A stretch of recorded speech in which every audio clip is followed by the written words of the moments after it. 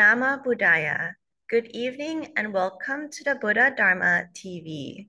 I am Shawnee Yanvanich from Bangkok, Thailand. The world is in turmoil. Buddha Dharma TV would like to wish a world free from a state of confusion. We begin our program with a popular Buddhist chanting, invoking blessings to each and everyone in the world.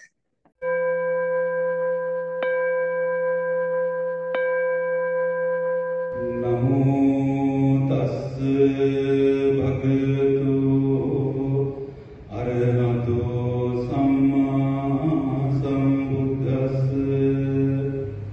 Namo tassa bhagavato arahato samma sambuddhassa. Namo tassa bhagavato arahato samma Iti bhagava araham samma sambuddho vichacharana sampanno sugato lokavidu anuttaro purisa dhamma sarati sattva deva manussanam buddho bhagavati Swakato bhagavata dhammo sanditthiko akaliko ehipassiko opanayiko pacchattam veditabbo vinyuhiti supatipanno bhagavato sāvaka sangho ujupatipanno bhagavato sāvaka sangho nyāya patipanno bhagavato sāvaka sangho sāmīti patipanno bhagavato sāvaka sangho yadidam cattāri purisa yugāni aṭṭha purisa pukkala Esa bhagavato sāvaka sangho ahuniyo pahuniyo dakkhineyo anjali karaniyo anuntaram punyam kirtam lokasvati etena sacca vajjena sottite hotu sabbada etena sacca vajjena sottite hotu sabbada etena sacca vajjena sottite hotu sabbada.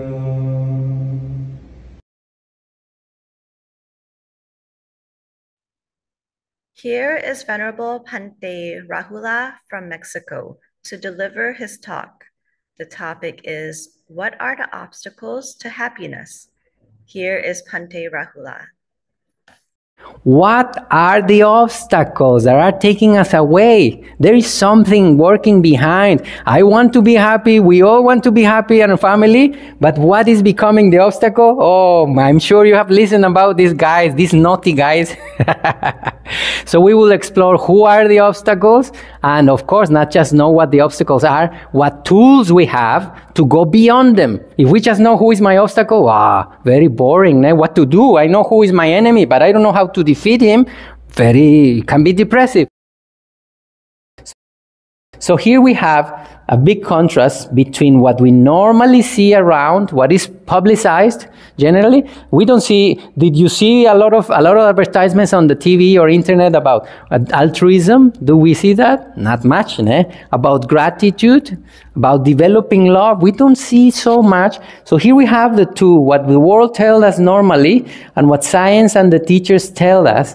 And also when we contemplate, there are a few contrasts. Just to start looking. One of the things I started looking, once I have the images, I start looking. Okay, what do we have here? Wow, look at this. these ones, they all are external. We need something coming from the outside. Food comes from the outside. We need to move to another country or to the beach, wherever. We need another person or our football team. Everything needs something that is external. Now, on the other hand, you can, some of this, for example, service, yes, you might need something, but for example, gratitude, joy, loving kindness, best wishes for a family, they happen internally. Wow, we start seeing a pattern here. All these pleasures are external, all these are internal. Another pattern was, wow, for food you have to pay, sometimes you have to pay to go out, or like a chocolate box, or maybe a perfume, something like this. Sometimes you have to pay. And of course, for football, you have to pay. And then when you look at this, oh man, this is good business. All of these are free. Don't you see the wonder? For free. Happiness free. Loving kindness is free or it costs? Free. Loving kindness, free or it costs? Free. Gratitude, free or cost? Free. Service to others, free or cost? Free. Laughter, free. And friendship, free. Oh, can we start seeing the thing here? Are we getting? Very interesting, isn't it? Another one that I found. You remember the example of the ice cream? How long does the ice cream last? I ask you, how long does the sushi last? How long does the football match last? 90 minutes. I don't say about this one. I was saying, how long does the romance that? We better don't open that box. Because, you know, it has many nuances, let's say like that. Okay, and it's not very proper for monks to be talking about that anyway. But also vacation, how long does it last? 1 week, 2 weeks? How many weeks can you take leave in here in Malaysia? 1 or 2 weeks? Or 3 weeks? How long? 2 weeks. Okay. I will give you safety belts. Safety belts. Strong. One time when I was a lay person, you came to listen to a monk. So you take at your own risk. At your own risk. But I was a lay person. I thought I also had 2 weeks of vacation a year. How many weeks does the year has? 52. And then I thought, 50 weeks of work, 2 weeks of freedom. I mean, like this. Oh, my dear family, I started thinking, there is something strange here. 50 versus 2, do you think is that fair? I mean, you ask a monk, I made that question to myself, and now you know why, one of the reasons why I'm in robes. Yes, it's not fair. And then I tell you what I was doing. If something sounds similar, don't worry, it's just similarity. But what was I doing as I was a layperson? Working 50 weeks, working and going to the office and all this, whatever I needed to do to save the money, to be 2 weeks free. So fast they passed, and again another 50. I really thought, really? Did I just born for this? And then when I was planning the vacation, what was I planning? Was I planning to be altruistic, laugh a lot, loving kindness and generosity? Of course, no. I was thinking, what am I going to eat? Where am I going to go? Who I'm going to invite? And which amusement I will go. Does it sound similar? The question is, my dear family, now we can see the contrast. Which one are we pursuing? Which one are you working for? Ooh. Think for a little while. We are in family, no problem. We are contemplating. We already saw this is short-lived, and this can be deeply cultivated and stay with us for long. Now my question, I get one question. Which one are you pursuing? Maybe we know. Because we sometimes don't contemplate this one. Which one? Do you want to continue doing the same? I'm just putting things on the table. The decision is yours. And from the bottom of my heart, I really wish that all of us choose wisely. Long-lasting, free, inner. Yes, we can do this, but let's not just be our aim. Check which one you are doing, which one you are pursuing. When I was a layperson, trust me, I was following this one. Anyway, should we continue? Let's continue a little bit. So one other thing that happens is that pleasure happens with both. Here we come to a tricky part. With both kinds of happiness, the short-lived one, the one you need to pay, and the one that comes from within, both of these happinesses, if I may say happiness, with this kind of happiness, pleasure arises, isn't it? It's pleasurable. That's why we pursue it. Even animals follow pleasure. But then it comes something, okay, if to be happy, I need to develop the Brahma Viharas, feel grateful, serve others, find ways to love, and then be with others. Now humans, we are very smart, isn't it? Very clever. We are humans. And we start thinking, hey, yeah, pleasurable and happiness, but this is mafan. I have to go here like this and need to go here, very troublesome doing this and that. Why don't we just go anyway? Pleasure is there. Why don't we just go direct to pleasure? Isn't it? Very smart. We are humans, very smart. So let's look beautiful things, listen pleasurable sounds, smells very nice perfume and odors, have very good taste in the mouth, and can you see massage or pleasurable experiences? Why to bother, ne? Why to bother serving others? Why to bother practicing generosity? And why to bother gratitude and all that? No. Brahma Viharas, no.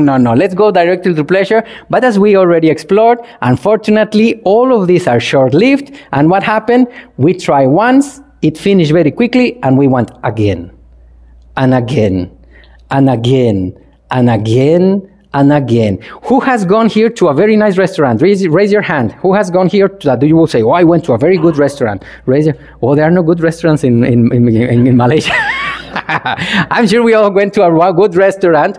When you came out of the restaurant, did you say this? You came out of the restaurant and said, wow, this restaurant was so nice. I don't think I need to go to any restaurant in my life. It was so good, I don't need to go. Anybody said that?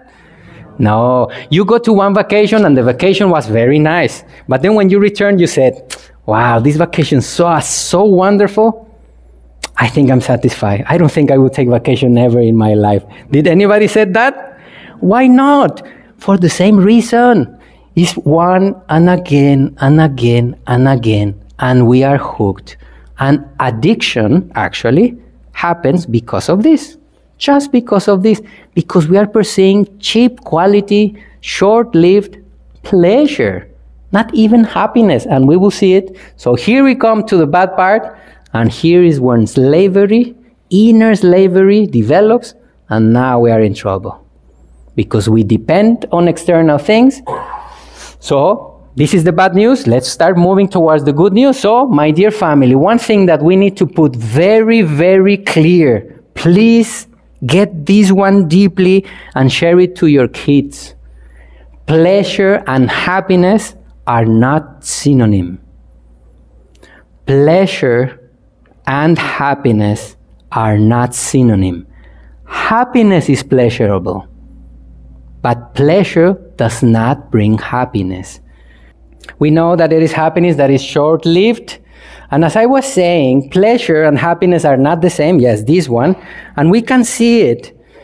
When you check at the statistics of suicide rates in the world, it's very shocking to see that when you look at the economy of people who suicide, surprisingly, it is not the poor people or the lower economic class that is suiciding. It is the medium high, and especially the high class, generally, who are experiencing or deciding suicide. Then when you look at the statistics, last time I saw, maybe now they changed, the top countries who were on top of suicide rate was South Korea, United States, and Japan. And as you can see and well known, all of these countries doesn't lack access to pleasure, is it? They can have vacations when they wish, they have a home, they can go to a restaurant.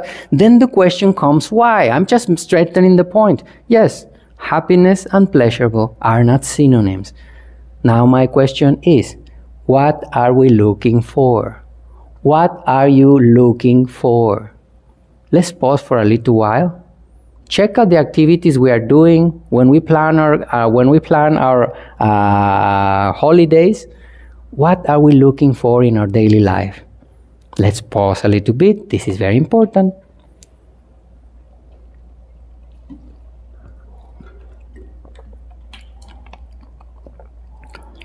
What are we doing?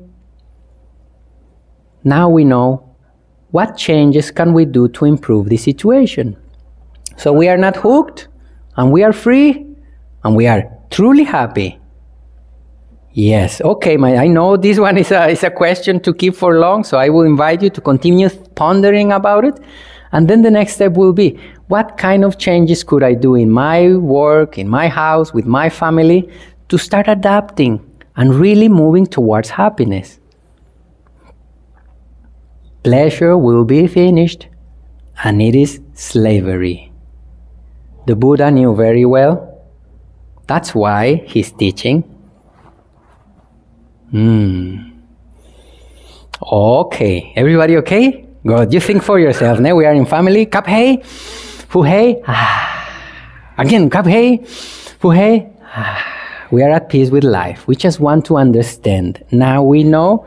Take at your own pace. Make your own decisions. And I truly wish that you, together with your family, find a way to live in the world. No need to go away of the world. The world is not the problem.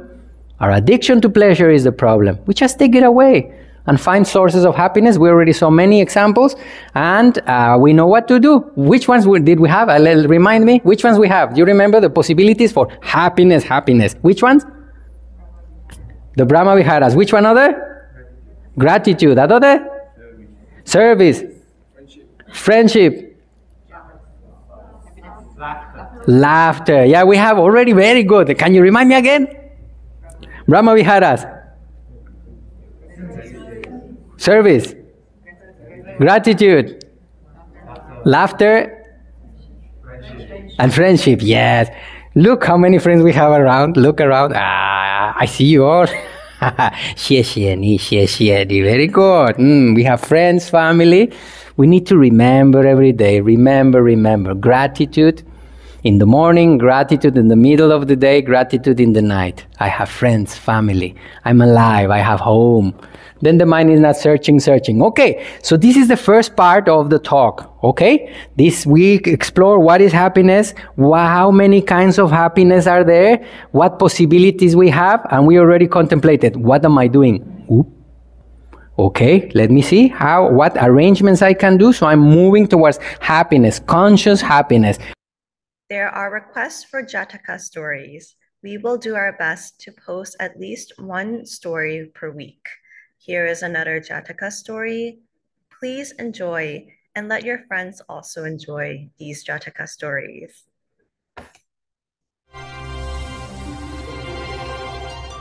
สาลิยะชาดก ชาดกว่าด้วยหมอผู้โชคร้าย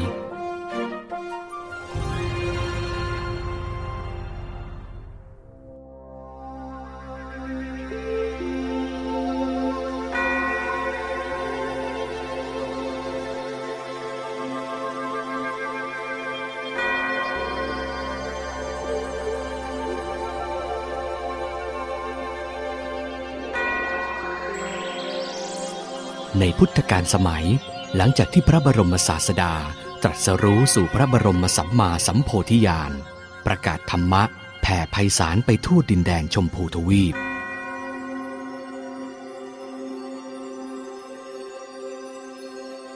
วาระนั้นแม้นมีผู้ให้การเคารพเลื่อมใสพระพุทธองค์ทุกชั้นวรรณะเดินทางหลั่งไหลมายังพระเชตวันมหาวิหารอันเป็นธรรมสถานแห่งองค์พระศาสดาเพื่อถวายตัวเป็นพุทธสาวกเป็นจำนวนมากแต่ทว่ายังมีผู้ที่อิจฉาริษยาคอยให้ร้ายกระทำการอันไม่บังควรให้บังเกิดแก่พระพุทธองค์ซึ่งต่างแจ้งประจักษ์กันดีในหมู่สาวกว่าภิกษุผู้นั้นคือพระเทวทัตผู้มีมานะทิฏฐิเป็นที่ตั้งและเหตุที่เป็นเช่นนี้ด้วยเพราะบุพกรรมกระทำร่วมกันมาตั้งอดีตชาตินั่นเอง พระเทวทัตกระทำการอันไม่สมควรแก่พระบรมศาสดาเลยนะท่านนั่นนะสิแม้พระเทวทัตจะเป็นถึงพระญาติของพระบรมศาสดาแต่กลับผูกใจอาฆาตแต่พระบรมศาสดากลับไม่หวั่นไหวเลยแม้แต่น้อย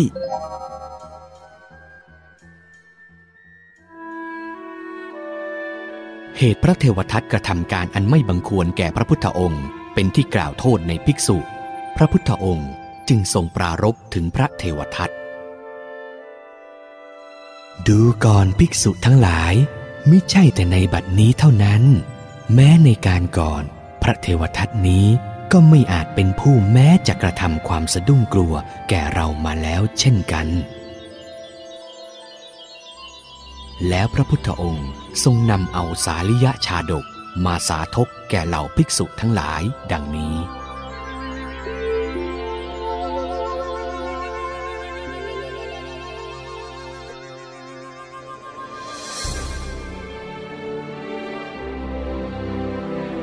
ในอดีตการณพาราณสีมหานครอันมีพระเจ้าพรหมทัตครองราชสมบัติอยู่ในบ้านเมืองร่มเย็นชาวเมืองอยู่รวมกันอย่างผาสุกในวาระเดียวกันนั้นพระโพธิสัตว์บังเกิดเป็นลูกชายพ่อค้าในหมู่บ้านแห่งหนึ่งครั้นในวัยเด็กมีอายุได้ประมาณ 7-8 ขวบขณะกำลังวิ่งเล่นซุกซนตามประสาเด็กน้อยใต้ต้นไทรหน้าบ้านกับเพื่อนวัยเดียวกันอยู่อย่างสนุกสนาน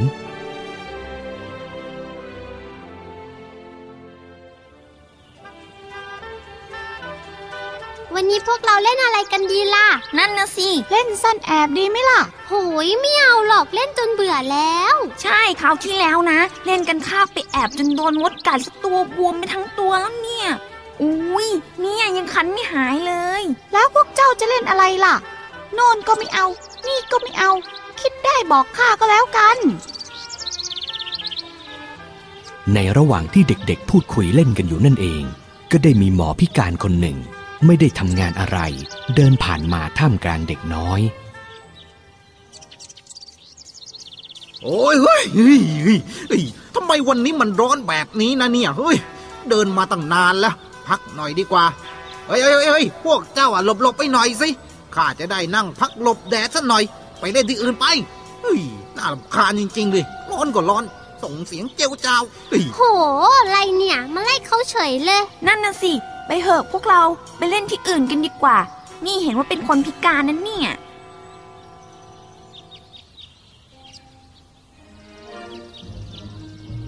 ทันใดนั่นเองหมอพิการก็เหลือบไปเห็นงูกำลังเลื้อยเข้าไปในโพรงต้นไม้ด้วยความเจ้าเล่ห์เขาจึงคิดวางแผนการร้ายขึ้นในใจ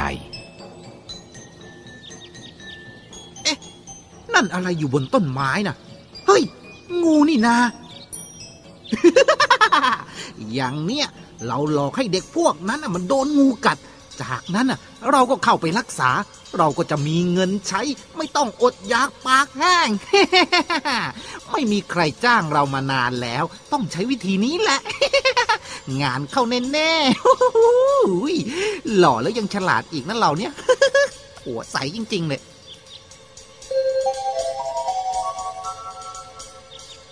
นี่พวกเจ้ามานี่สิข้ามีอะไรจะบอกมีอะไรเหรอท่านพวกเจ้าอยากได้ลูกนกสาลิกาไหมล่ะอยากได้สิไหนล่ะท่านนี่เจ้าเงยหน้ามองบนต้นไม้สิเห็นโพรงนั่นหรือเปล่าอย่าบอกนะว่านั่นน่ะโพรงนกสาลิกาก็ใช่นะสิข้าเห็นแม่นกสาลิกาบินข้ามแมลงเข้าไปในโพรงแสดงว่ามันต้องมีลูกนกอยู่ข้างในแน่ๆเลยถ้าพวกเจ้าอยากได้นะก็ปีนขึ้นไปจับมาสิ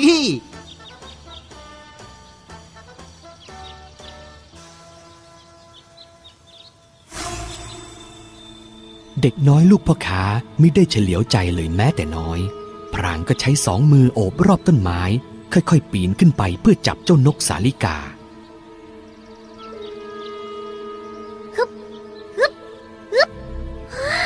โอ้ยทำไมมาทำรังสูงขนาดนี้เนี่ยเล่นจะเหนื่อยเลยเราโอ้ยยังไม่ถึงอีก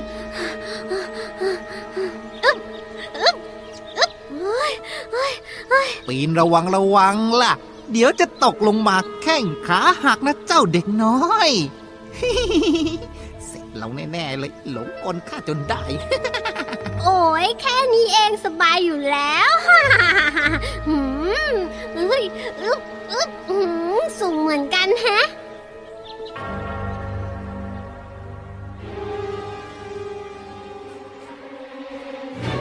ในที่สุดลูกพ่อค้าก็ปีนขึ้นมาถึงโพรงไม่รอช้าเขาใช้มือล้วงเข้าไปในโพรงทันที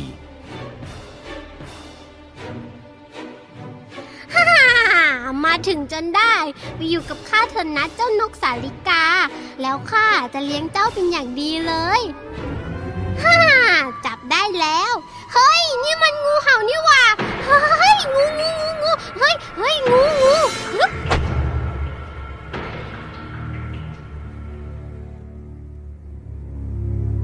เดชะบุญลูกพ่อค้าจับถูกคองูเห่าเขารีบเหวี่ยงทิ้งทันทีด้วยบุพกรรมที่ทำร่วมกันมาแต่ชาติปางก่อนลูกพ่อค้าเหวี่ยงงูเห่ามาทางหมอพิการพอดีงูพิษพันคอหมอพิการแล้วฝังคมเขี้ยวฉีดพิษร้ายหมอพิการดิ้นทุรนทุรายอย่างทรมานมิสามารถเยียวยาได้ทันก่อนจะสิ้นใจตายไปในที่สุดทำไมเหวี่ยงมาทางนี้ล่ะเจ้าเด็กบ้าเอ้ยงานเข้าแล้วละตูช่วยด้วยใครก็ได้ช่วยข้าทีข้าถูกงูกัดช่วยด้วย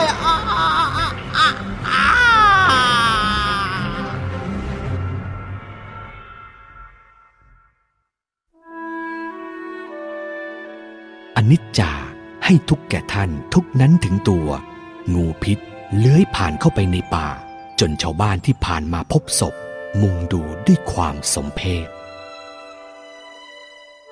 นี่มันหมอพิการท้ายหมู่บ้านเรานี่หว่าเนี่ยเฮ้ยมานอนตายตรงเนี้ยมันช่างน่าสมเพชยิ่งนัก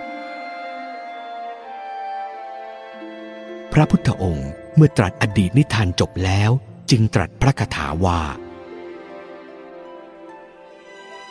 ผู้ใดประทุษร้ายคนไม่ประทุษร้ายผู้บริสุทธิ์ผู้ไม่มีความผิดบาปย่อมกลับมาถึงคนพาลนั้นเองเหมือนละอองฝุ่นที่บุคคลซัดไปทวนลมย่อมกลับมากระทบเขาเองฉะนั้น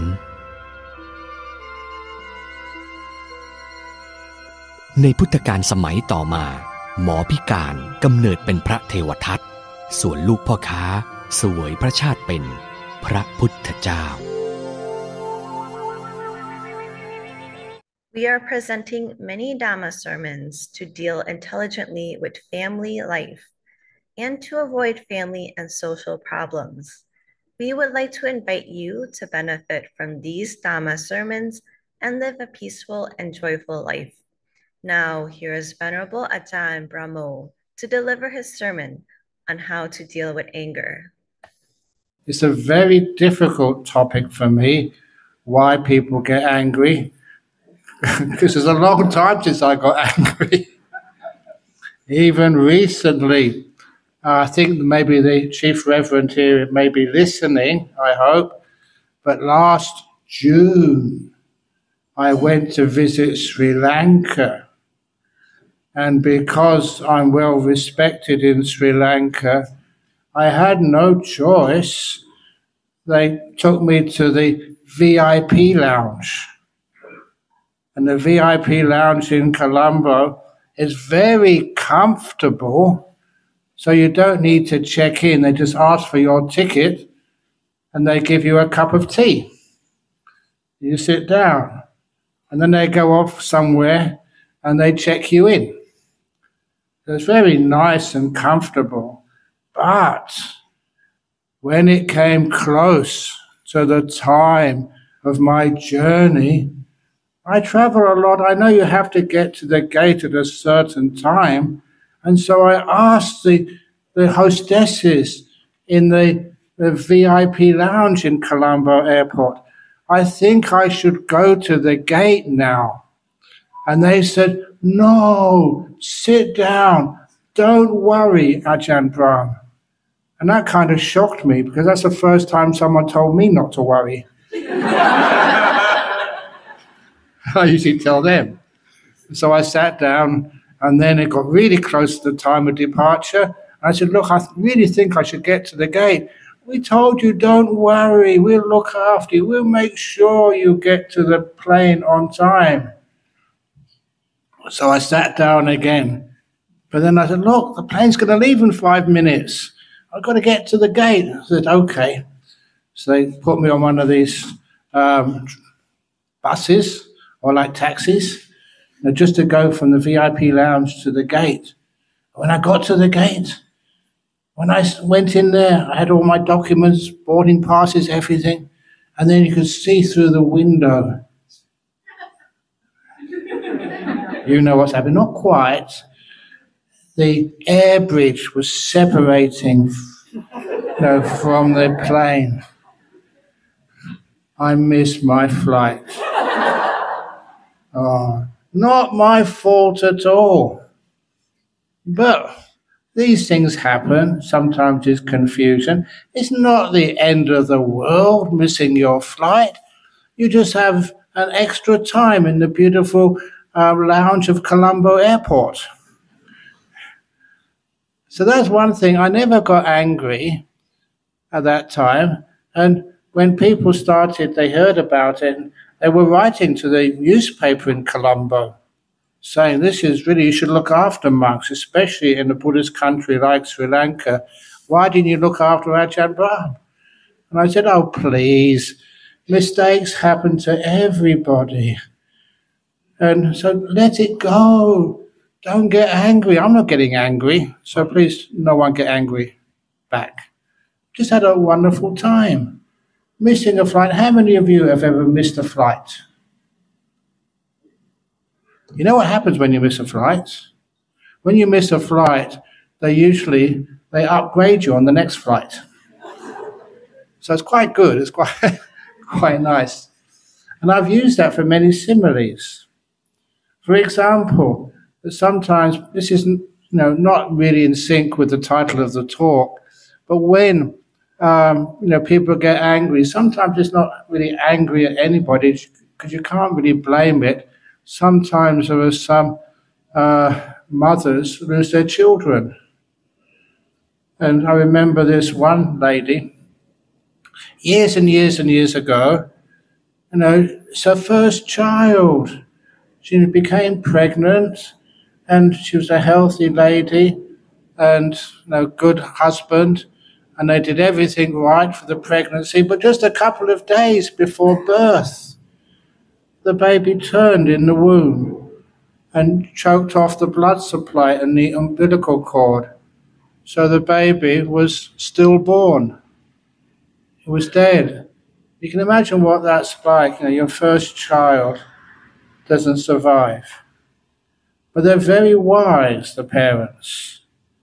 One thing which they did, they took a biro pen and they drew a line on the baby's heel. You know why they do that? Because they want to see if the baby comes back again. If the baby comes back, it will have that birthmark on its heel. And that's what actually happened. The baby was male. They called it Charlie. Still had a photograph. I was in the photograph too. And then they did all the ceremonies for the funeral and grieving and stuff. But a few months later, she became pregnant again. And this time, the doctors really looked after her, made a special effort to make sure that she had ultrasounds and tests and make sure that this time they didn't want to see her losing the baby again. And she didn't. This time the baby was born healthy with a birthmark on its foot, exactly where they put it on their previous baby. And the reason I tell this story, because it's like when you get bumped off a flight, there's no seats for you. What happens? You get the next available flight and you also get an upgrade. So the new Charlie was born as a female.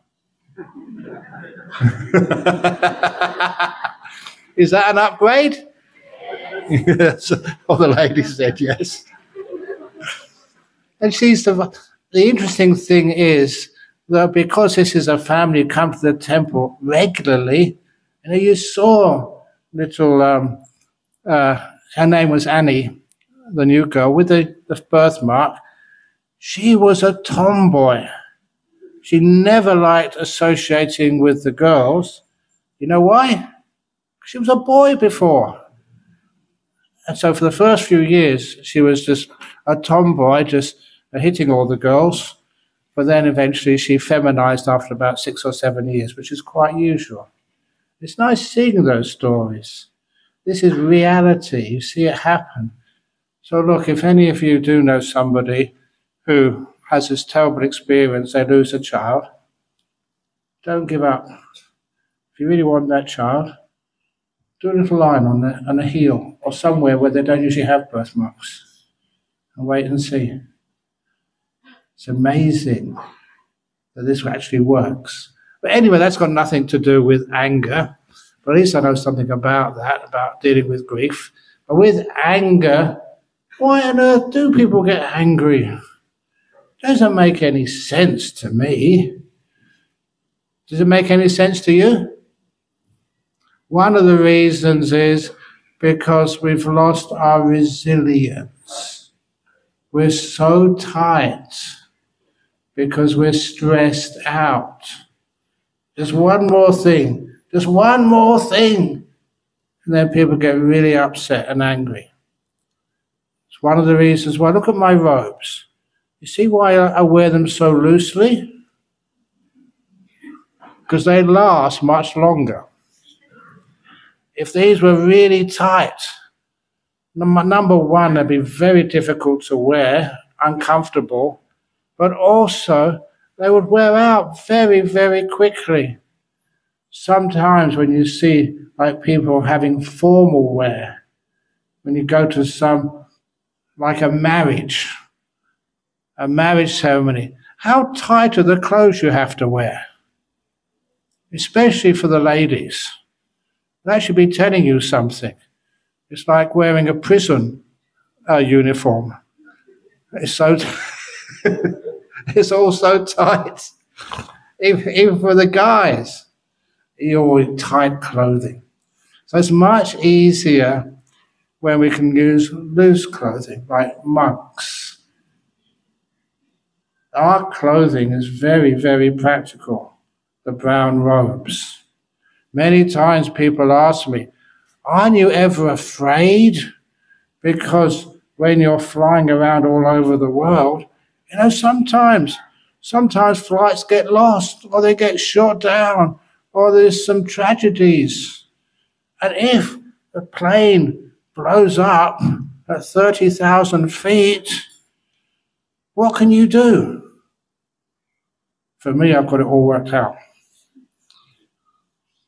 This robe, if the plane blows up and I have to jump out at 30,000 feet, this is an excellent parachute. It's so big, I can just hold each corner and you float down. I haven't tried it yet, but anyway, that gives me a positive point of view. But anyhow, you know why it's brown? Did anyone ever explain to you why monks wear brown robes? It's because we can spill tea or coffee on it and we don't have to wash it. You're wearing white, one little bit of coffee or dirt, and it really shows up. It's very practical, being a monk. And not, okay, so let's be anger, yes.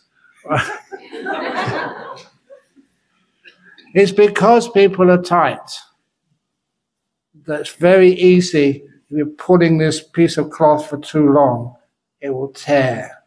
And that's like anger. Basically, people in the West say, you've lost it. You don't gain anything from anger. Number two, I was telling a few people in our temple a few days ago,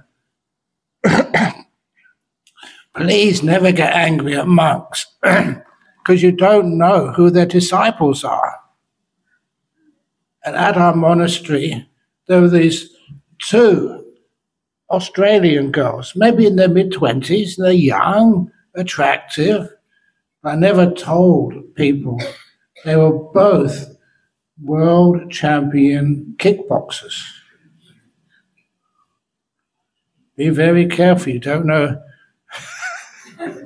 who's who. So they were my bodyguards. Anyway, if you get stressed out, that's when anger can happen very, very easily. At work, at home, in your life, in traffic. Do you have, I know that this is the first time back here after 3 or 4 years in Penang, the traffic looked pretty bad to me. Lots of traffic jams and lots of cars. Do you have road rage in Penang? You do. Please remember this story. This happened in New York, a road rage incident. I don't know what caused it, but anyway, that one car was racing after another car. For some reason, they were really upset. They were chasing it this way, chasing it that way, and they finally caught the car they were chasing at the road traffic lights, which turned red.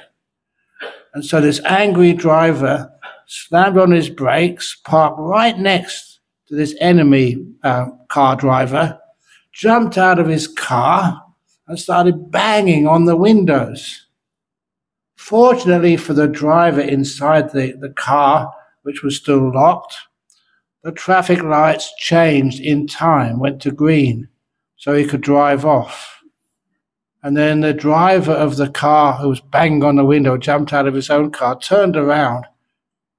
You should never leave a car with the door open and the engine running in New York. Because he turned around and found there was a street kid inside his car, and he drove the car away, stole his car. I know that stealing is against the precepts, but I thought there's some sort of karmic lesson there for the guy who was so angry and jumped out of his car. Please, never get angry. Can you hear all right in the back? Okay. So these 2 or 3 people can hear. Right in the very, very back, can you hear? Excellent. Are you getting angry? Okay, then I can finish the talk. Now, so you find that in your office, your place of work, or driving a car, or at home, that sometimes anger comes because you are too stressed and too tight. And little things happen, the robe tears, or like playing guitar. Now, I used to play a guitar when I was a young man. Not anymore. I was hopeless. But I tried.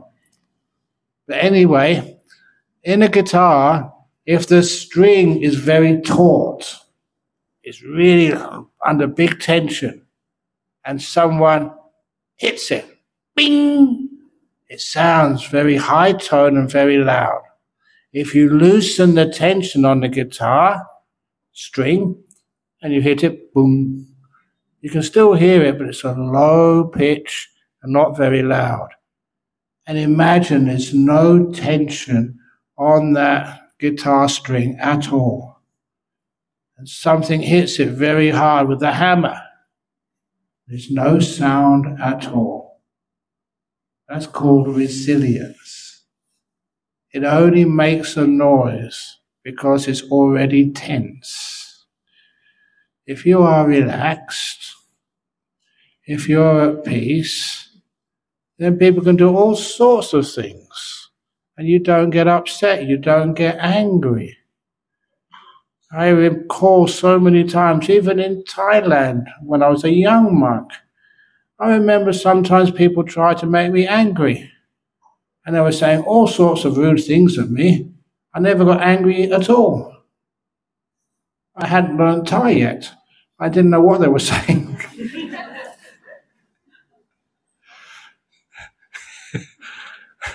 But later on, when people say bad things at you and try to make you angry, it's much better if you refuse to get angry. There was this was almost 50 years ago now. I've been a monk a long time. So this was during the end of the Vietnam War. I had a big American army base over in Ubon. That's where Ajahn Chah's monastery was. And one day, there was one of the African American soldiers who was in a cycle rickshaw going from the base into the town of Ubon for some business or whatever. And as he was in the cycle rickshaw passed this little rest place for many of his friends. And they were drinking Mekong whiskey. And because they were drinking, they lost all sense of what they should be doing or saying. And they looked at this big African-American soldier in the rickshaw, and they shouted at him, and they abused him, and they said, "Where are you taking that dirty American to?" And the American just looked around, just admiring the scenery. Obviously, the American could not understand the Thai language. So the driver said, "Look how dirty he is. I'm taking him into the river in town and throwing him in for a good wash."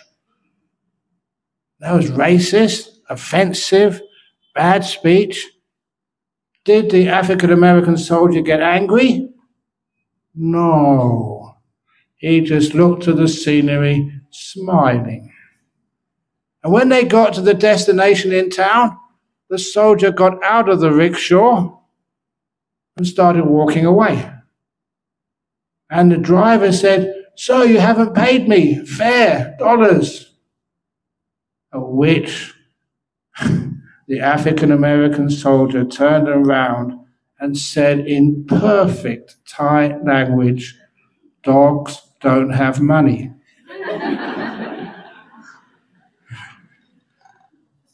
So if anyone calls you a dog, great, you get a free fare, a free lunch, because dogs don't have money. So that was an example of how to deal with other people's anger or their abuse. Don't get angry back. Instead, you can always turn it to your advantage. As Ajahn Chah would tell me, and it's something which I've never forgotten. If anybody calls you a dog, even I think in Penang, in Chinese, it's a very bad thing to call someone. Is that true? What do you do if someone calls you a dog?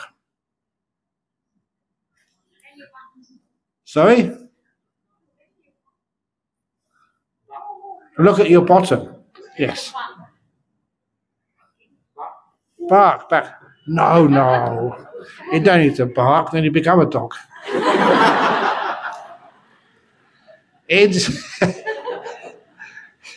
Instead, don't bark.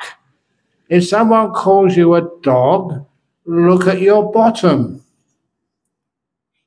See if you have a tail.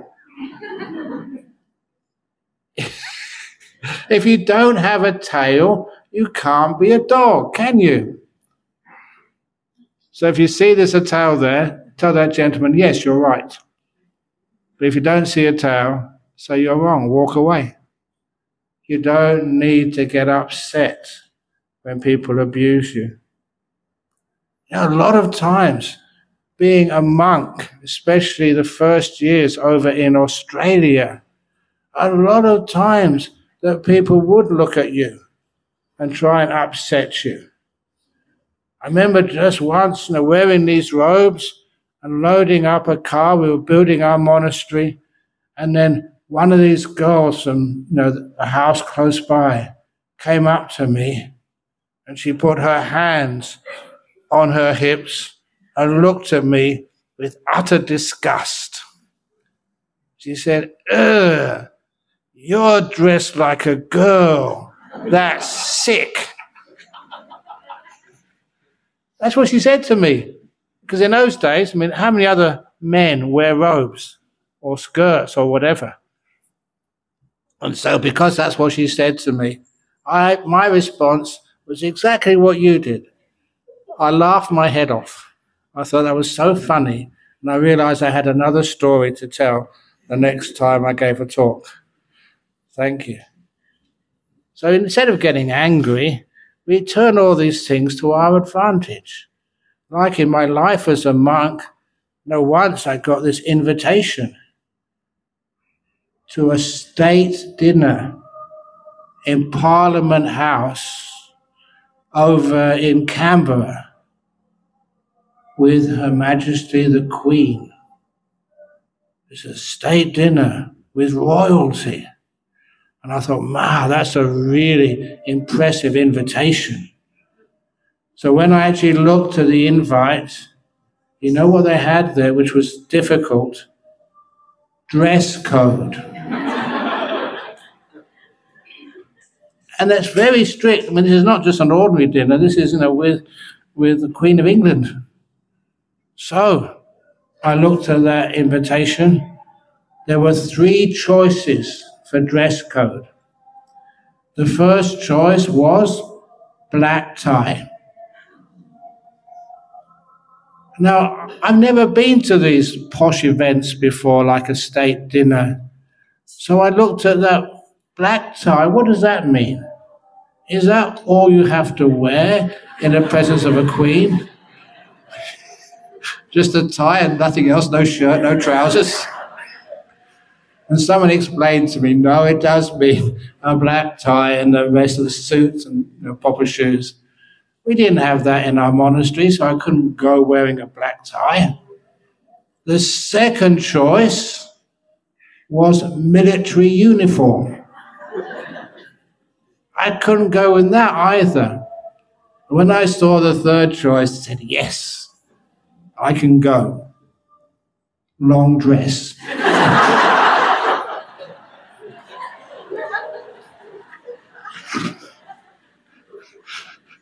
Well, anyway, I went wearing my robe. Security stopped me. Are you meant to be here? I said, yeah, here's the invitation. It's the number 3, long dress, okay? And I got away with it. Especially if you got a sense of humor and you laugh rather than getting angry. It's amazing just how people just don't get upset at you, and you can go and do these things maybe you're not really supposed to do, but you get away with it. You still wear your robes and just have these amazing... Of course, I never had anything to eat at the state dinner because I can't eat in the evening. Did I get angry? No. I have enough at lunchtime. Look how big I am. It's an opportunity to go on a diet. And I love going on diets these days. Even recently when I went to UK, when I came back, I'm getting old now, I get jet lag. And honestly, I told the monks I'm only going to go and take a rest for maybe an hour, and I'll be back down for lunch. I slept right through lunch. And that's the only meal I have. No lunch means no food. And I said to the monks, why didn't you wake me up? He said, well, you need a diet. You can always see the positive side in things rather than getting upset and angry. So when you are relaxed and you laugh a lot, it does mean that you can... resilience is very, very strong, and hardly anybody can make you upset or angry. Try. You can't do it. It's also when you have less which you need in life, less that you want, then it's easy not to get angry. A lot of times anger is frustration we're not getting what we want. For example, I'll tell you a personal story. When I was young, like every other young man, I had girlfriends, only one at a time. Couldn't afford two at a time. I don't know how anyone can do that. The Buddha's precepts of, the third precepts of Kamesa Michachara, no sexual misconduct. Please don't have mistresses. That's very expensive. And don't think you won't get caught. What was it? It was the head of the CIA. That's right, it was General Petraeus. A very smart American, head of the CIA. And he had a mistress. He couldn't keep it secret from his wife. Not even with all the resources of the CIA, you can't keep it a secret. If he gets busted, you will. But anyway, when my girlfriend said she was going out with somebody else, was I angry? No, if ever I meet her again, I'll say, thank you, thank you, thank you, thank you, thank you, thank you.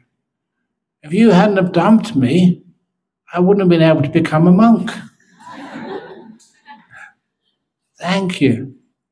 Even also recently, it's a true story. Recently, you'd think that a monastery out, away from the city, surely everybody would respect that. But a year or two ago, we found that burglars had been into our workshop and they'd stolen many expensive tools, like chainsaws, which we needed to keep the monastery out of danger of bushfires, drills which we used for building, and generators that create electricity to power all these tools.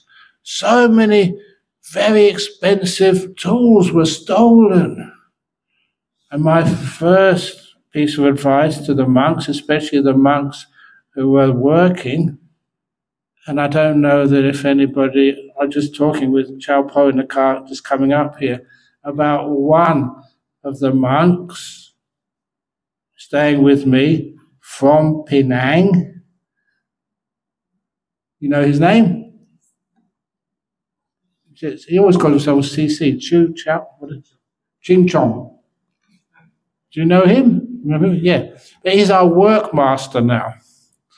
So he looks after, runs all the work at Bodhinyana Monastery. At least when I'm there, he does all the work. I'm not quite sure what he's doing now when I'm in Penang. No, I trust him very much. His name is Jayako now. But anyhow, when we were robbed, the first thing I told all the monks, please, they can steal, our building tools, but never let them steal our happiness and our peace and our forgiveness, our Buddhism. They can steal other things, but don't let them steal the Dhamma from your hearts. And of course, the monks were very good, so they never got angry. And anyway, it was all insured. So once, because all these things were insured, we made the claim from the insurance company, and it was given. And with the benefits of the insurance payment to us, we managed to get more tools and better tools, upgrade everything. Financially, it was so positive for us that I always ask the police, if ever you find who actually did that burglary, please don't put them in jail. Just give us their number, because we want to invite them back again. Give it all the old tools and get some new ones. So, you can always see something positive in whatever happens to you in life, instead of getting angry. And I still remember reading this article from the United States. There was a lady, 96 years of age. She'd been healthy all her life. Anyone 96 here? 96 years of age, and she went for a checkup. They found she had a cancer. You know what she said? Why me? 96, you've got away with it for 96 years, and now you say, why me? Why not?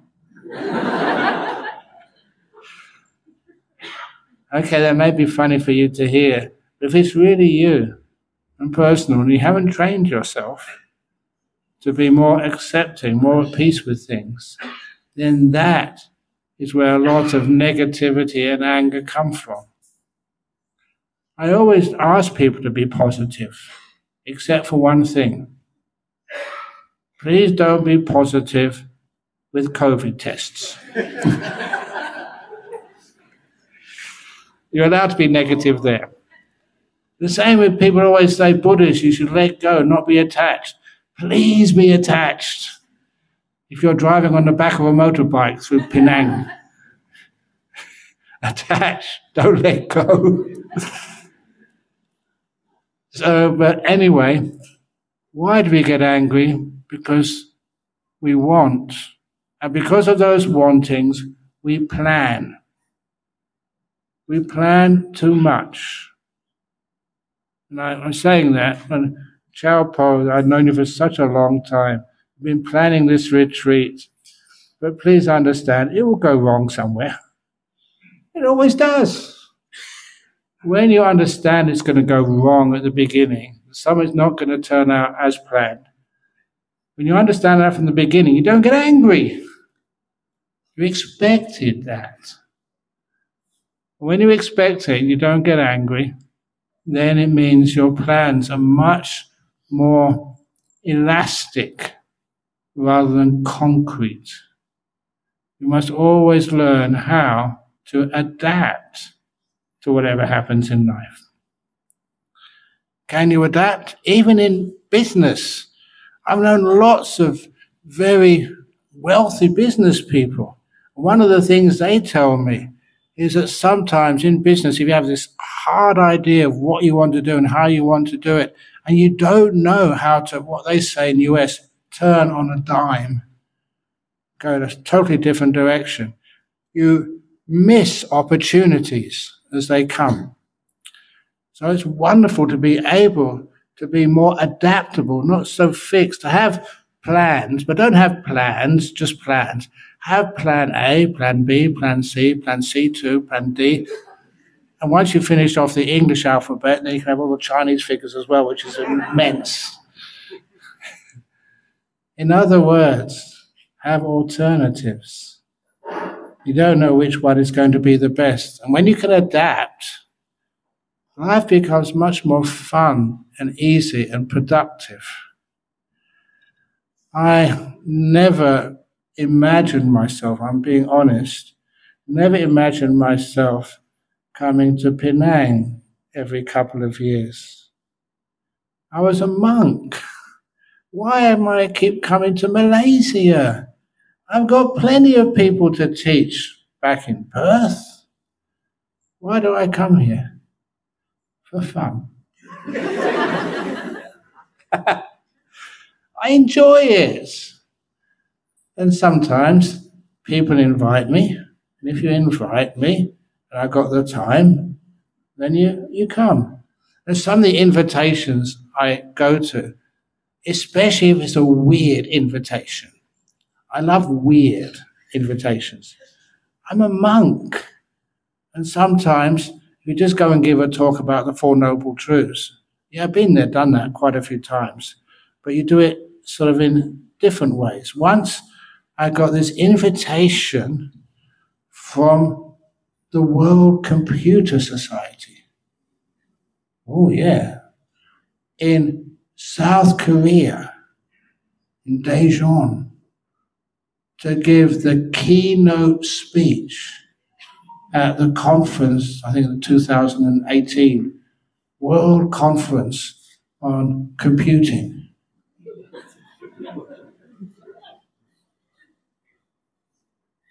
I know very, very little about computing.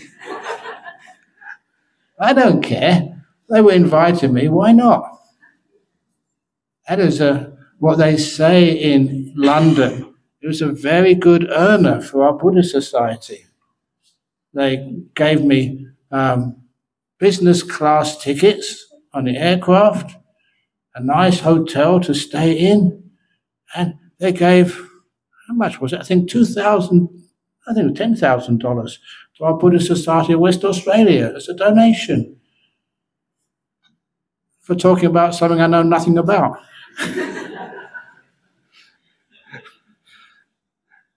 But they asked me that. They said, what are you doing here? You know, what company do you work for? How many PhDs have you got in computing? 0. Why are you here? And I think that many of you are smart enough to know the answer. It's because if you ever go to any of these conferences and talks, so often you hear the same old talks, and you can read that up in books, or you get it off the internet. But what you hear here, you can't get off the internet. These different ways of looking at life, different ways of looking even at computing, different ways of looking especially at innovation. And that was the main topic of my keynote address. And for innovation, I started off with a simile. I don't have many visual aids. I don't have computers at a computer conference to put up slides. I lifted up the same as I'm lifting up now. And I asked the audience, what is this? Now I'm asking you, what is this?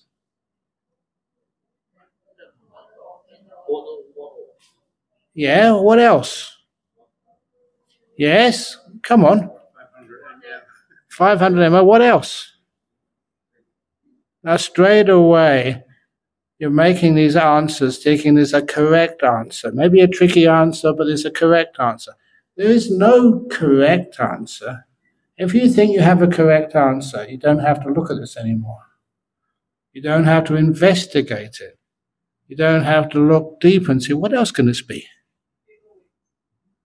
You know, one thing it is, I noticed years ago, Evian. What's Evian backwards? Naive, yes. You can get better water out of a tap sometimes for free. This is naive water. I might get sued for that, I don't know. But anyway, when you look longer without having any answers, you can see more. That is a good example of what insight is. And I'm going to be teaching a retreat. This is the first talk of a retreat, but it's more like a public talk. How can you see what other people haven't seen?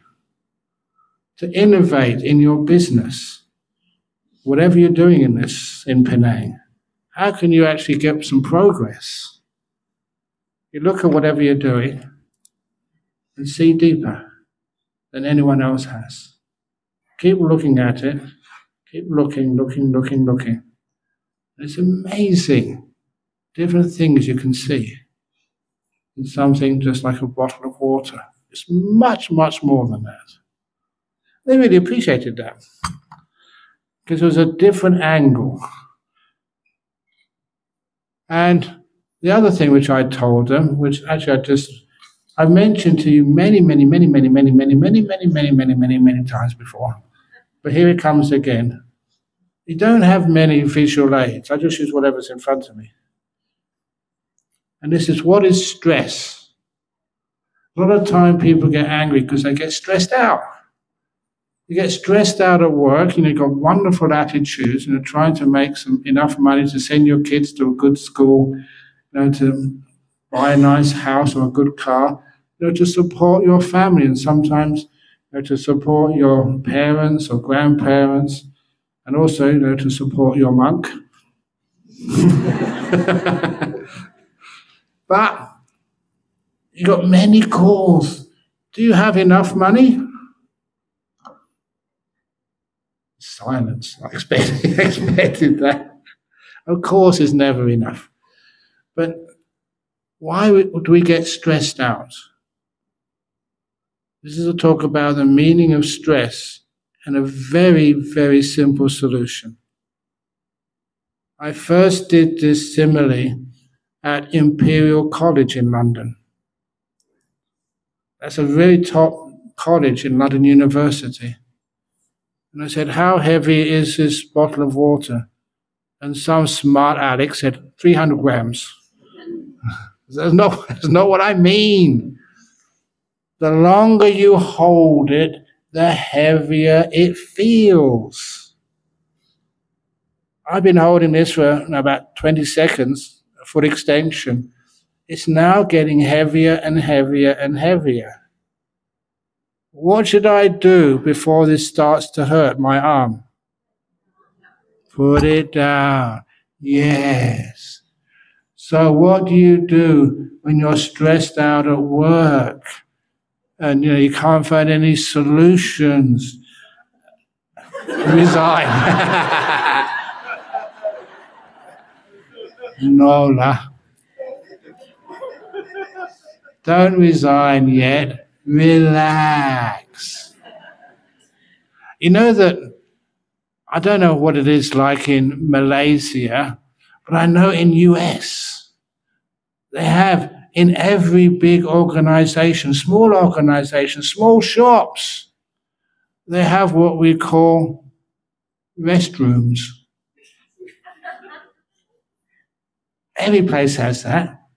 And you can always ask to go to the restroom. No one will ever stop you. You ask to go to a meditation room and they say, no, too busy. They never say that when you want to go to a restroom. So you go to the restroom. And when you get in the restroom, you can stay there as long as you like. You can lock the door. And if your boss says, you've been in the restroom for 15 minutes, why? Nola, constipation.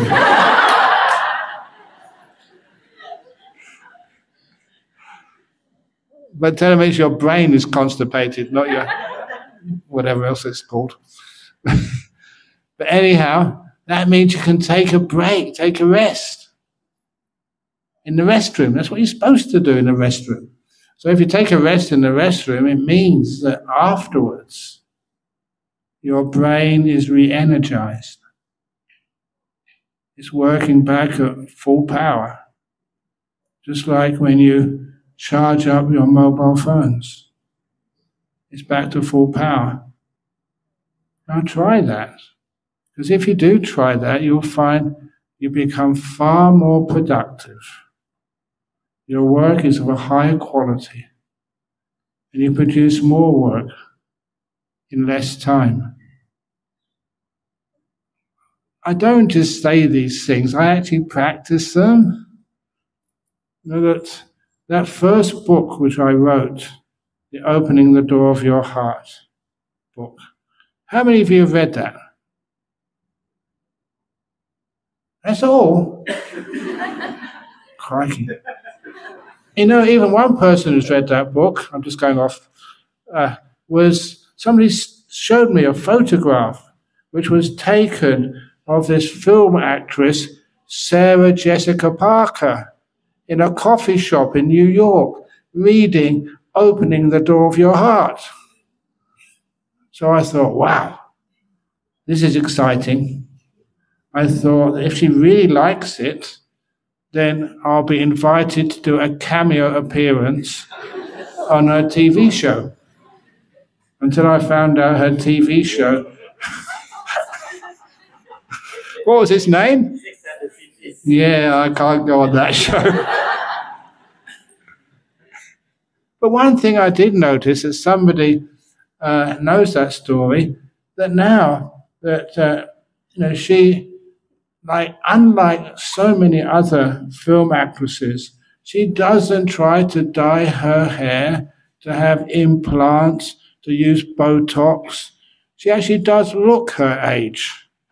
And there's very, very few film stars or TV stars, who are beautiful when they were young. Just let the body age. It's far more comfortable for her. Why does she always need? Sorry? Why does she always need, just to look like a film star? It's terrible if you're well known. I know how that feels. I was in UK recently, giving talks and giving retreats. We gave a retreat in the town of Sheffield. That's Yorkshire. Not a big city, but it's quite an important city. When I, from the station, railway station, walk into the venue, it's nice to have some exercise. It's only maybe half an hour's walk. When I was walking to the venue, the local council were doing roadworks. And as I was walking past one of these huge backhoe, the earth moving, the guy driving the backhoe looked at me, stopped his engine, opened the window, and said, "Hey, you are the spitting image of Ajahn Brahm in Australia." He never expected to see Ajahn Brahm in Sheffield while he was working. I was supposed to be in Australia. Okay, Penang sometimes, but not Sheffield. And I said, "Yes, that's because I am Ajahn Brahm." And he stopped his machine. And so the council lost quite a bit of money, I reckon. He stopped his machine, stopped all the work for a photo session. This is not just Indonesians who do this. Any Indonesians here? Confess. I love Indonesians. But this was like a Yorkshire man. And all the crew had to stop as well for about 10 minutes while they took photographs. So I don't want to sort of stop people. There's also other times. It's wonderful actually over in even Australia, because most of the people in the airport know me now.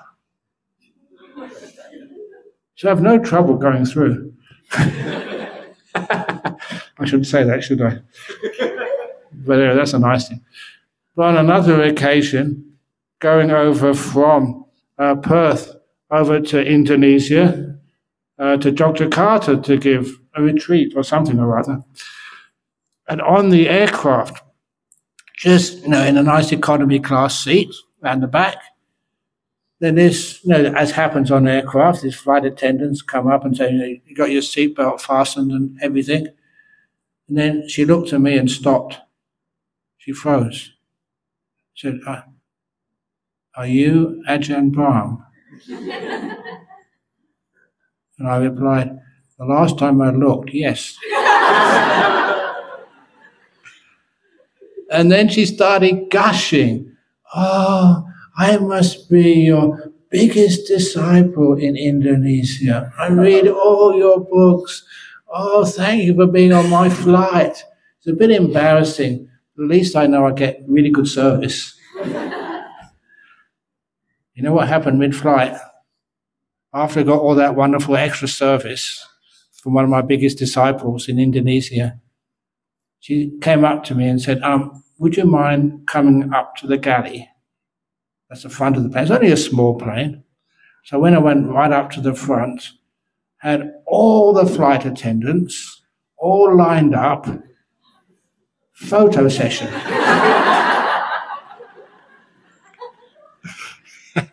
It's ridiculous. And right in the galley where the flight attendants hang out, they had all these lights going on from the passengers. It was actually from Perth, first of all, to Bali, and then we'd change planes to get to Yogyakarta. And these were all the Australians who were going on holiday. They wanted another beer. And they said, "No, you have to wait until the photo session is finished." They were angry at me. I can understand why they did get angry, but it didn't do anything. And when I actually walked back to the back of the plane, all these Australians, they were looking at me with a lot of anger because I delayed the ability to get some refreshments on the aircraft. I kind of, like that sort of stuff. It gives entertainment and some nice stories to tell other people. When you're light-hearted, you find you can't get angry. And even tonight, if you've laughed and you enjoyed some of the stories, you will find that things which would normally set your anger off will not. And when your anger is reduced, the tightness and tension in your body is also reduced. Your breathing is much easier. Your health improves. Not just your physical health, but your emotional health as well. You find you have time to spend with those people you love. You're not in such a rush. Everything, this is it next door to the amateur-free medical and diabetic center. Here, not over there, here. The amount of medical benefits you get from the Dhamma is huge. People, because they change their attitude towards life, you don't tend to get so sick. You tend to heal up. You don't worry so much. You're not so tense. You're not so angry about life. You find so much more peace in your existence. And because of that, you live healthier and happier. That's my problem. I don't get sick. I can't take a rest. A couple of my monks, actually one, they called up, said they got COVID. I think that's selfish. Because now you can go on retreat for 7 days, 9 days. They call it quarantine. I call it retreat. People take food to him.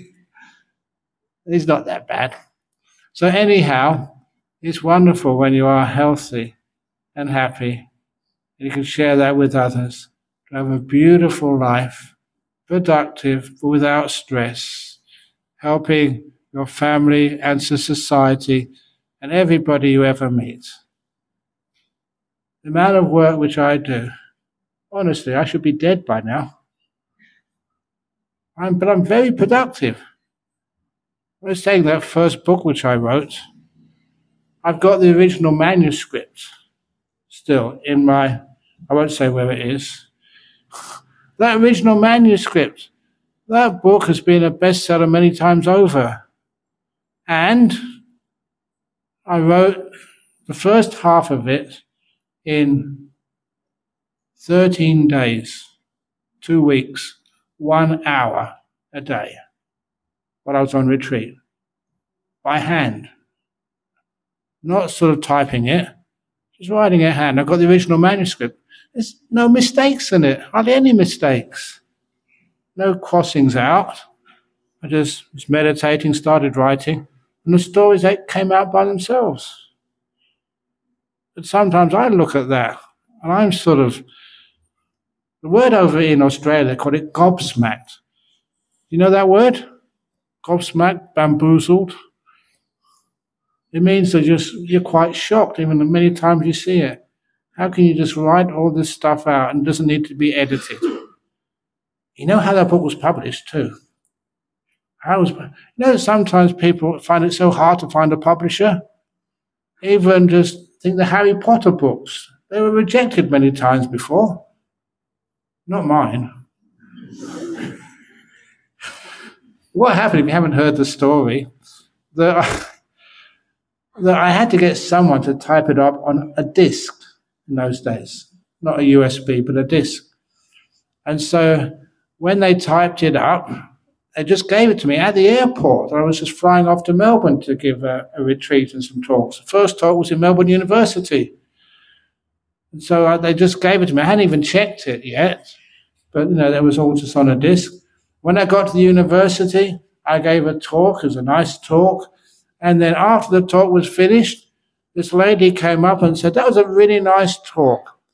I work in the publishing industry. If ever you want anything published, please let me know."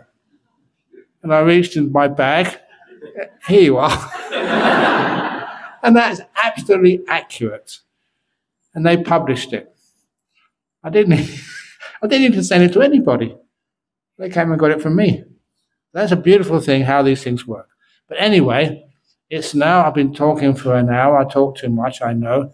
That's one thing I've told you, that when you get old, my 73rd year now, when I get old, maybe your legs are a bit slower, your arms are weaker, your eyes, you need glasses, your ears, you need sort of to listen very carefully, or you need sort of ear something or others. But the one thing, the one part of your body which gets stronger with every year is your mouth. So that's why I can talk forever. But anyhow, it's now an opportunity, is that correct, to do the questions? Okay. So has anybody got any questions? We usually call it in Perth the 3 C's. Questions, comments, and complaints. I know questions begins with a Q, but I prefer saying it's a C. Questions, comments, or complaints? Any questions from our participants? Oh, good.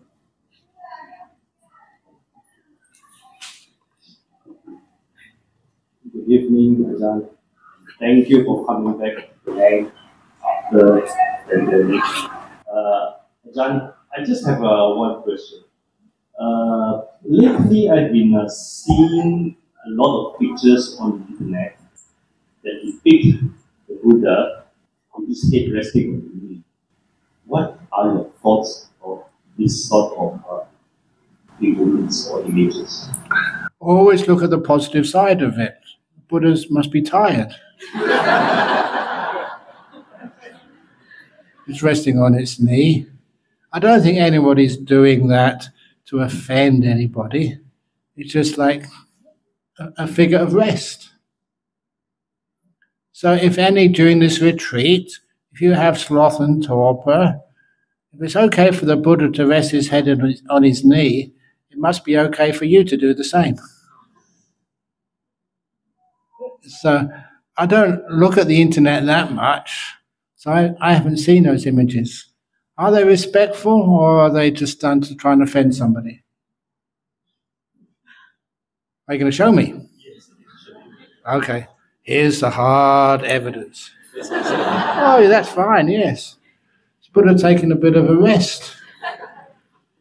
Imagine just all of the talks he has to give and all of the responsibility he has. Imagine having to look after the welfare and benefits of all sentient beings. It's bad enough for me just looking after you lot. And for the Buddha, oh, that made my head heavy as well. And that's quite respectful. I've seen that before. There's nothing wrong about that at all. Yes? Atambra, is it possible for anyone not yet thinking ananami to not having any anger at all? Yes. For a time. In other words, sometimes people have anger, but they can stop it very quickly. In other words, it makes no sense to them. Especially, look, some of the places you have anger is the people you love. Why is that? Somebody once explained to me, it is because maybe, are you married yet? Are you married? Yes, okay. Sometimes if you're married, your wife might get angry at you. But it's really not because you've done something wrong. She's stressed out, having some difficulties, and you're the person she loves. She wants to be able to communicate with you, and she trusts you. Don't listen to her anger, listen to what's behind it, which is, the problems she's facing, maybe at work or maybe with her health or with kids or whatever. Listen to that. And you'll find that that's one of the reasons why people who are very close to you sometimes get angry at you the most. It's not any fault of yours. It's just they want to let you know, maybe so you can help. that make sense to you? Okay, great. Yes. Oh, go there. Here we go, run. It's always very good exercise for the MC. My question would be about perhaps the aftermath of the anger itself. Oh, yes. And, well, let's say if unintentionally I caused anger to perhaps someone that is dear to me, like maybe parents or relatives. Oh, yes. But then again, it is perhaps because of certain words that I said, and it triggers the anger, but it's not really intentional. And perhaps it's just in their nature to react very angrily to what I do, even though I have no intention to cause anger at all. Yeah. So do you think it is a skillful thing to limit my communication with them, like skillful shelter? And also how, because there's maybe no intention to cause anger, but anger has been caused. So how much of the karma do I actually have to bear? There's a lot of time, if it's no intention, it's no karmic effect. That's how strong intention must be. But nevertheless, if you know that if you don't choose your words correctly, you may cause that anger, you still have a responsibility to try and learn what those triggers are and not to use them anymore. Use different ways of speaking. It's amazing when you change your language, you can actually get the same results without the anger. It's also when you speak to your parents. Never speak to your parents if they're a bit sensitive about some issues at a time when they're tired or like in public. Even like I say this for those people who are married. If you have a partner and it's something difficult you have to tell them, take them out for dinner. A nice dinner at a fancy restaurant. And after the last course, you can say anything to them. They don't get angry. You need to be softened up. And that's not just a joke, that actually works. Unfortunately, I tell my monks that story, so they make sure that when I come back, I've had a good rest, and maybe a good lunch, and after a good lunch, with a nice cup of tea afterwards, they Ajahn Brahm, I need to tell you something. It works. But the aftermath of it, if you have caused any problems, especially for your parents, you love them to bits. And if there's something which happened, it's wonderful to ask forgiveness. If you can do a forgiveness ceremony, that overcomes the anger so easily, if it's really genuine. It's one of the reasons why any times I do a marriage ceremony, I ask the husband, the wife, to promise me that every year on their anniversary, they'll do a forgiveness ceremony together. A husband, anything I've done by body, speech or mind, intentional or unintentional, things I didn't do which I should have done. Sorry. Do you mean it? And then the other partner has to say the same back. That's incredibly powerful. Just once a year, just the two of you. And that means you're admitting you're not perfect. You have faults and mistakes. And that means that you can learn to be better husbands, better wives, better monks. Thank you, Ajahn, for that advice, asking about forgiveness. But what if perhaps the action that is done that caused the anger, in my opinion, is actually good for the person? Oh, you still ask forgiveness. It's, in a sense, it's good that I needed to tell you that, but I never want to upset you or hurt you or harm you. Forgiveness is a beautiful ceremony. I still remember this occasion. There was two monks, years and years and years ago. One was an ex-US Marine, shot in the back of the head in Vietnam, and lucky to survive. He eventually became a monk. The other one was a Jewish real estate millionaire from Chicago. Very tough guy. Made a couple of million many years ago and retired. And then became a monk. And the two of them were having this standoff, these two Americans, shouting at each other, nose to nose. No one was going to give in. We really thought it was going to be a fight. Monks fighting, it should never happen, but looks like it was going to.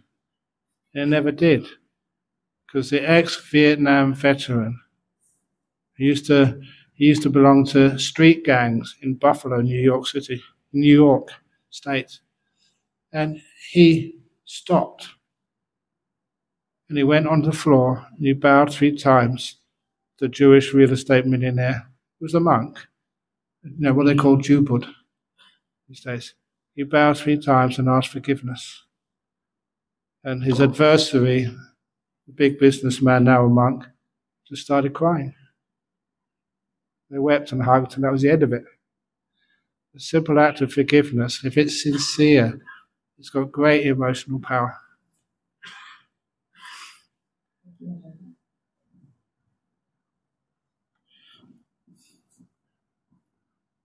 Okay, next question.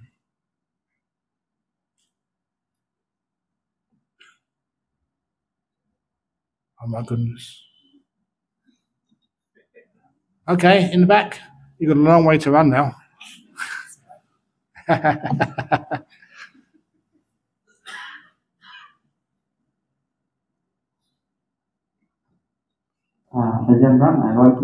would like to ask, how do we deal with the anger towards ourselves when we are pain, we are sick, we feel that this body, there's an anger. Yes. How should we deal with it? Well, first of all, again, when I said that many times of anger arise because we make plans and the plans get frustrated. Another word for plans is expectations. Lower your expectations of your body. Lower your expectations of your business. For those of you who can't find a partner in life, lower your expectations. And then you'll find a partner. We have unrealistic expectations about our body. And sometimes we think our body is letting us down. It's not letting you down. It's just we're not understanding it well enough. Number one, there's something which we always say when we go and see the doctor with an ache or a pain or a fever. What do we say? There's something wrong with me, doctor. I've got a fever. There's something wrong. I'm sick. There's nothing wrong with being ill. It's part of nature. It's the way the body deals with illnesses. If there's some sort of pain, it's usually there's inflammation somewhere. The body's trying to protect some part of the body which is being injured. If there is, say, diarrhea, it's because you've eaten something which the body needs to reject as soon as possible. A fever is because there's some sort of bacteria or virus which the body wants to burn off. A lot of what we say is sicknesses. It's just the body's way of overcoming danger. Yes, sometimes the body overreacts, but at least it's reacting. Shows you there's something deep inside there. So a lot of times, if you're very, very sick, just rest a lot and don't worry. You know what Ajahn Chah taught me? I had this, no one knew what it was at the time. It was scrub typhus, same symptoms as typhoid. And Ajahn Chah came to see me. I was a young monk. When it's your teacher, very busy, big monk, comes to see you in hospital. Oh, it was so wonderful. I felt so that he actually knew me and he was looking after me. I was so uplifted until he opened his mouth. And he said, Brahma Wangsa, you'll either get better or you'll die. And then he left. You can't argue with that. You don't get angry. You understand the nature of your body. And the other thing I will say, because I've seen this too many times in the 70 years I've been, 72 years I've been on this planet Earth, no one ever knows what the outcome is going to be. I've seen some amazing results. I went to a hospice a month ago, and I told them the story of one of these people who went to a hospice, the first day he was there. You only go to a hospice to die, to get palliative care, not expected to survive. So he went to this hospice with lung cancer. He'd been smoking cigarettes. And the first thing he did when he got into the hospice, the nurse asked him, "What do you want for dinner tonight?" Because they really try to look after you in the hospice. And then he started to say, "Well, I can't have anything oily because I've got high cholesterol. I can't have anything sweet because I've got diabetes. I can't have anything salty. I've got hardened arteries." And then the nurse shut him up and said, "Listen, you're not going to die of a heart attack. You're going to die of cancer in about 5 days. You can eat whatever you want. The cancer's going to kill you."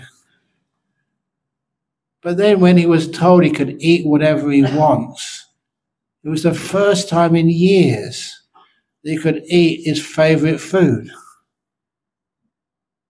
Even over in, you'll enjoy this little story, over in the conference in Singapore where I came from last weekend, there was one of the doctors there was saying that one of his patients, he had, he was dying, and so that, what medicine can he take?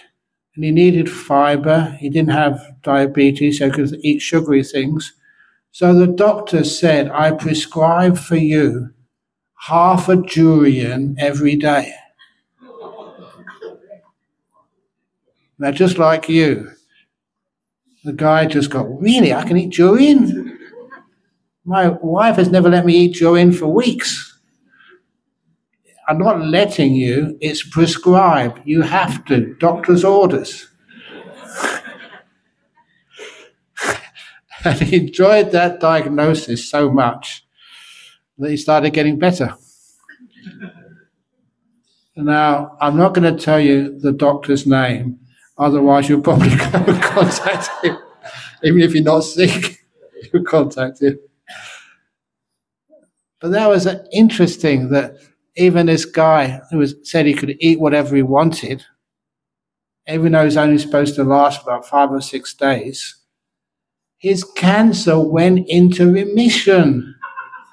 And he actually walked out of that hospital, go home. In the hospice, he had to go back 6 months later to die properly. But for that 6 months, he had extra 6 months because of the joy and the happiness which he had. Never underestimate the power of that happiness and joy when you're really, really sick. The negativity, the anger, the depression, that will hasten the death of the body. The joy, the happiness, that one actually can even cure you. I've seen that too many times. I hope that makes sense to you. I don't know what the sickness is, but because you've got a bald head, I don't think you've been a monk, so probably cancer somewhere. Anyway, have another question before we finish off? Yes? Remember, I only come every 3 or 4 years, so you have to wait another 3 years.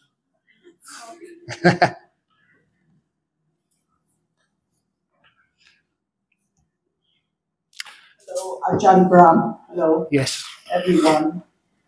I have this question, but it's not related to tonight's topic on anger. Please, go ahead. My query is that in Buddhism, is there the belief of the existence of souls, as in SOULS. Yeah. Like for me, I believe that I am the body, the mind, and the soul. Yeah. So my question is, in Buddhism, is there the belief of souls? Yeah. What there is, the belief in, is we call it stream of consciousness. That stream of consciousness, it's good that you're getting closer and closer. Not a brain, the brain is a body. Again, at this conference, which I was just presenting at in Singapore, I managed to convince this Buddhist fellowship to also invite one of my old friends, the first Buddhist I ever met, Professor Bernard Carr. He was a close, really close, assistant to Professor Stephen Hawkins. He was a theoretical physicist. We were talking about the nature of modern science is way too materialistic. They just do not admit to the existence of a mind. They even think that the mind is just some byproduct of a brain. And that is, it is logically, scientifically not tenable. You can't argue that. The mind exists. If there's any scientists here, this was one of my friends because we did the same things over in Cambridge. Theoretical physics, astrophysics. And also, interestingly, Bernard and I, were members of the Psychic Research Society. Anything weird, we go and investigate, not afraid of, but get as much equipment as we possibly could. He was also telling us, reminding me, that one of the experiments which I assisted him on was we thought like astral projection, like out-of-body experiences. And he thought, if the soul has any weight to it, any mass to it, then when a person even goes to sleep or just has an astral projection, their body should get lighter. And then he was joking. He said he tried that on me. He said, no, my body never got lighter at all. He said, because as obvious, Ajahn Brahm has such a very lightweight soul. That was his joke.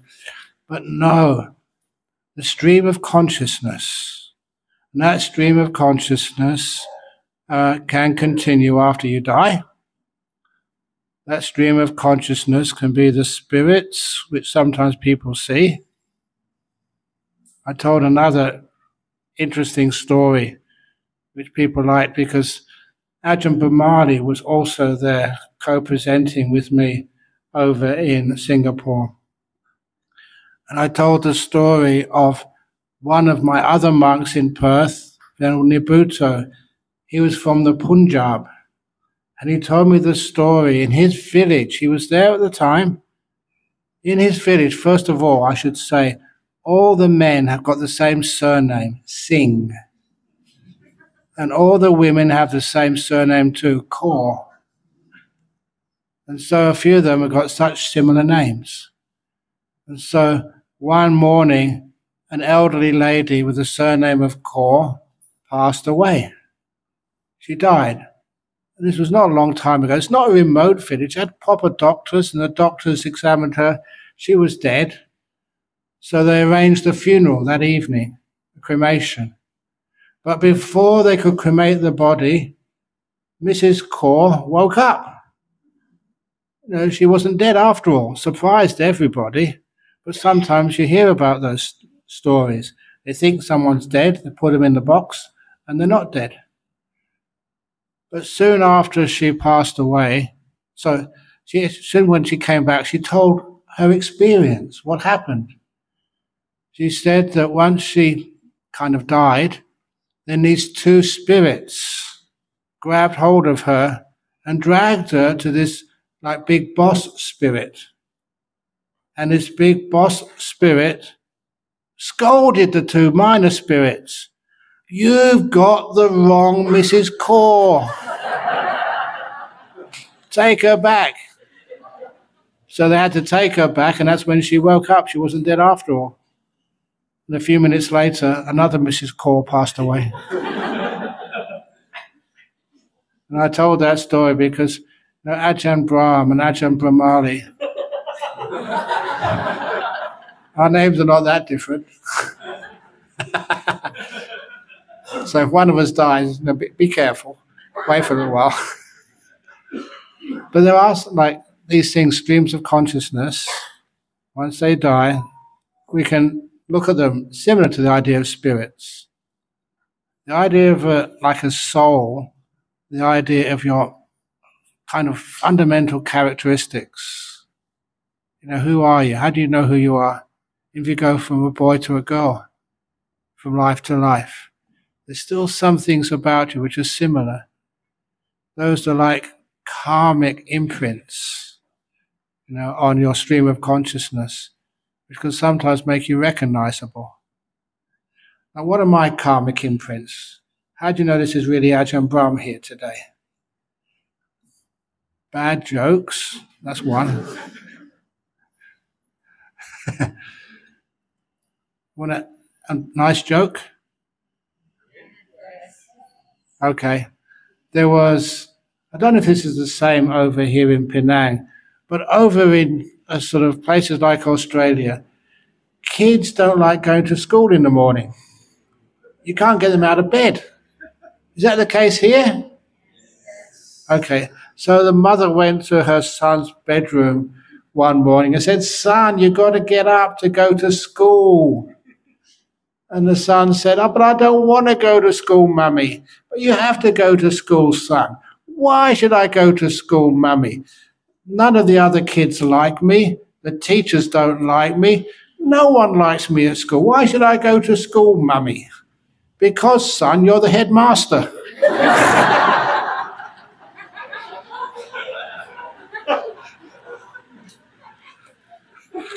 Makes sense. But anyway, there's the karmic imprints. So that's actually how Buddhists regard these things. Not an indestructible soul which stays the same from life to life, but sometimes recognizable. Just like a nice simile, it's like a river. I'm not quite sure the big rivers in Penang, but say like a big river like the Seine or the Thames, say. When I go to London, look at the Thames, and it looks similar to when I grew up. But every year, because of floods and erosion, it slightly changes its course. And the water in it is nothing to do with the water I saw under the Thames when I was a kid. It looks the same, but it's totally different. It's changed, evolved, it has similarities. Your characteristics are just like the course of the river. It changes slowly, but it can change. And the water is always flowing, a stream of consciousness, said the Buddha. And that's the accurate description. Does that answer the question? Okay, thank you. Okay, it's now past. Are we supposed to finish now? That's my question. Brothers and sisters in the Dhamma, let us all share our appreciation to Ajahn Brahm for giving us this public talk, and let us all pay respect together and say sadhu. Sadhu, sadhu, sadhu.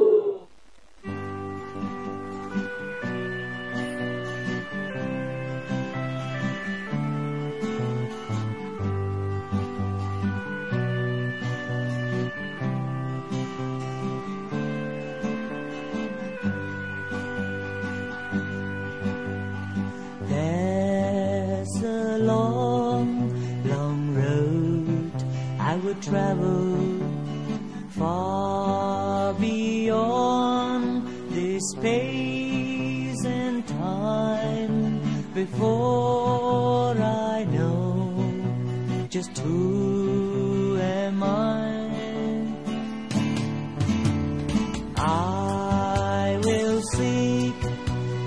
ancient kingdom, there I'll find the ancient wisdom, and there I'll find true love and peace and rest. And this prayer that I say to all who seek the way to walk with joy, to walk in faith on the eightfold way.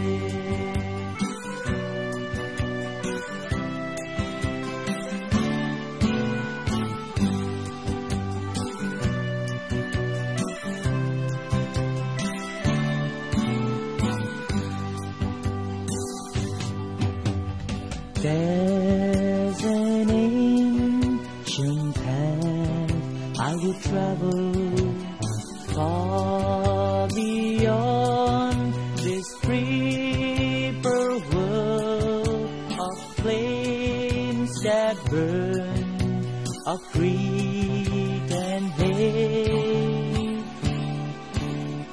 I will seek the ancient city where the sage has freedom, glory, and there I'll be with him and glory be.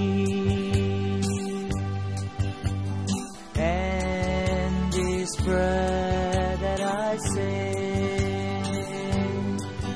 to all who seek the way to walk with joy, to walk in faith on the eightfold way, to walk with joy, to walk in faith on the eightfold way.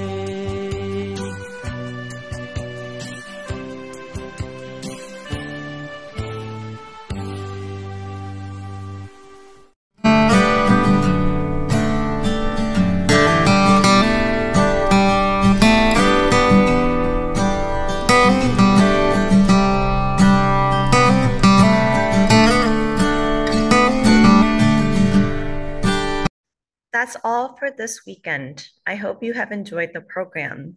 Thank you for watching the program. Good night and Namo Buddhaya.